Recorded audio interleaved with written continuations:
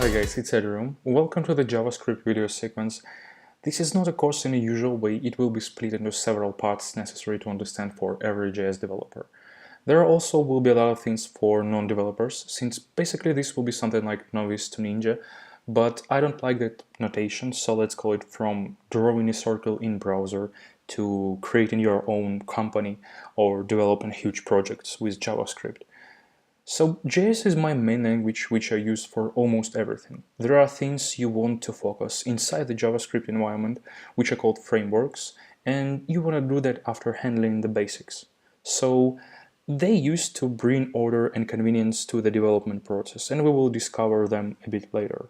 For this course, you need to know basics of HTML and CSS, which you can check out at this channel. The link will be in the description. When the language only appeared, it was used to show different messages on the client side, like alerts and prompts, but now many of its engines allowing you to create server-side applications and work with databases, as well as creating cross-platform applications, which means they will work on different operating systems. If you never worked with JavaScript, you may also think that it has something in common with Java, and you'll be right, since they share a name, some syntax, standard library names, but that's all. They are completely distinct and different in design. Every language has its own application programming interface, which is called API.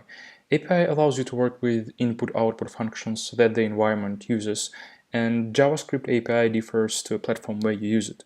To show you what I mean, I will create a simple HTML file and we'll add a script file to it. So the source is set to js/main.js because my main.js file is inside the JS folder for those who are not familiar with this notation, but we will definitely get that. And you need to know this if you're trying this at home, but you don't actually need to do this. I'm just showing you the capabilities of the JavaScript.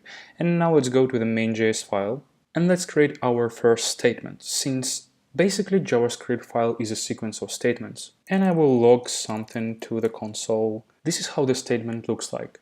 At the end of each statement, you want to put a semicolon. Now let's go to the browser and right-click it, then press Inspect, and open the console tab. And as you see, we have a hello there here. And this is our browser platform, console log is used. And from terminal, I can work with my main.js file as with backend script.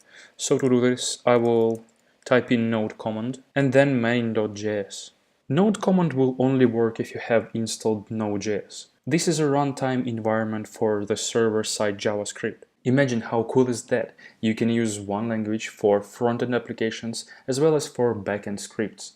Well, in practice it will be slightly different, but still, this is super amazing. Now take some time, think about applications you want to create with JavaScript. That can be server-side or client-side applications, as well as both. Don't forget to let me know about your ideas, and meanwhile I will create a new video for you. It was Adrium, thanks for watching.